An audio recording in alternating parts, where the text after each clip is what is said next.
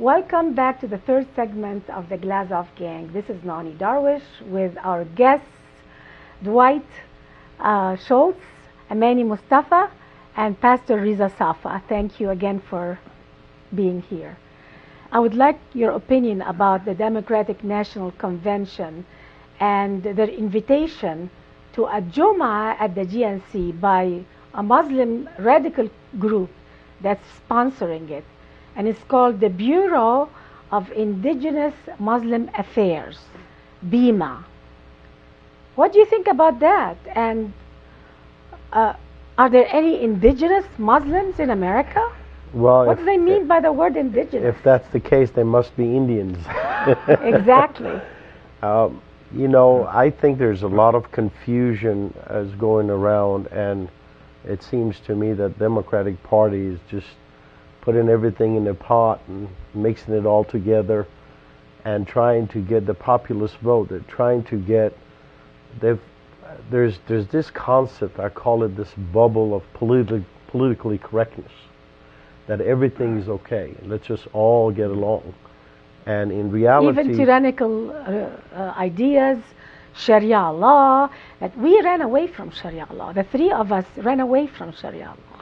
you know, and here we are in America, and we're seeing people in the Democratic Party defending Sharia law as a benign law that we have escaped from.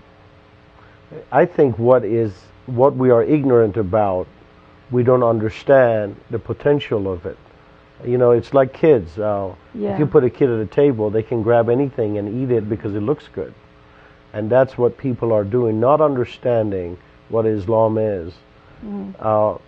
Because they're trying to be politically correct, then they can grab onto the things that can be harmful to the nation in the future. And I think that's the case here. What do you think, Amani, about that? Well, I have a question. Would Saudi Arabia allow us to have Easter Sunday around the Kaaba? Of course not. Would that happen? They'll kill you. Can we go have Easter Sunday in the biggest mosque in America? Absolutely not. So why on earth are we doing this in America?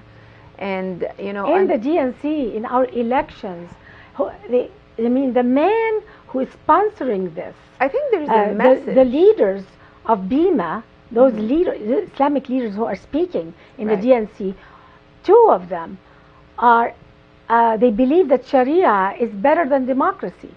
How can the Democratic Party sponsor people to speak in their convention who don't believe in democracy and believe in Sharia? That's outrageous. I think it would be great if we see some of these people, these two imams being hosted in any CNN. Let's say I'm challenging somebody on the CNN to sit these two imams together and ask them, what do you think? Is Sharia better than democracy? And I dare them, because they will not be able to lie on camera. They will lie because... Not on this one. Of course. Not on this one. They say Sharia is better than democracy in the mosque, in the privacy of the Muslim people when they're together. I've attended the mosque here when I first came to America, and the first thing we were saying is we want to bring Sharia to America. We want to Islamize America and don't assimilate in America. But listen. So, and then when Americans are present, then they change the tone. Right. But then when you're asking them, is Sharia better than democracy, they can't lie about this. That's like denouncing Muhammad for just exactly like that. So because they say yes. Well, we saw the example again back in Egypt when the Muslim Brotherhood were all put on camera, and the only question they could not lie about is about Sharia law. When Muhammad Morsi was asked, are you going to apply Sharia law? He's like, well, it depends on how you think about this, you know, and he could never say no. What about democracy? And they say they don't believe in democracy, flat out. Dwight, what do you think about that? Why isn't America getting it? Well, we're in the middle of a revolution, really, we are. There is the President of the United States, Barack Hussein Obama, and his party which calls itself the Democratic Party. It is not. It is the Progressive Party, which goes back to Henry Wallace, which was supported by the communists. It is very, very closely aligned to communism and the ideology of communism. Therefore, and it has, since the 60s, taken over the universities, taken over the media in this country, which is an arm of this progressive ideology. You have an Ezra Klein in the Washington Post who says, the Constitution of the United States, it's an old document, and a lot of words you can't understand. You have Ruth Bader Ginsburg saying, oh, I'm not going to recommend this Constitution to South Africa. There are far better ones. Yeah. People are attempting to undo this country because socialism, communism, Marxism, and its religious cousin, Islam, are together in this. The destruction of this country, which has been the impediment to world socialism for the last 50 years. They are trying to undo this. And I sometimes get a sense of desperation with this administration in particular, that they are forcing this, rushing it. I can see no other reason to bring 20,000 Muslims to the DNC. I can see they're attempting to force this issue on the American people. And now I brought this up on the show before. There was a poll by Gallup. This is an example of how they achieved their results. Americans believe that 1 in 4 Americans are homosexual, when around the world it's 3%. How and why do Americans believe that 1 out of every 4 Americans is a homosexual? That's pure propaganda. Propaganda, absolutely. Pure propaganda. They tell us what to think. You know, I saw CNN interviewing people at the Republican convention, and all the questions they're asking is about abortion, or women's rights, or issues that are that only they want to embarrass the Republican, and they don't want to talk about what the issues really are. You don't hear them talk about the failure of the Obama administration, the destruction of this economy. That's right. I was brought to tears with this great convention, the Republican convention. I am just so proud of all the speakers, especially Condoleezza Rice. She was sensational. She was sensational, and Mitt Romney, Paul Ryan, and all of them. It's just, it made me feel I'm proud to be an American. And we have Pastor Reza, Safa, and Amani, and we are 3 immigrants to this great country.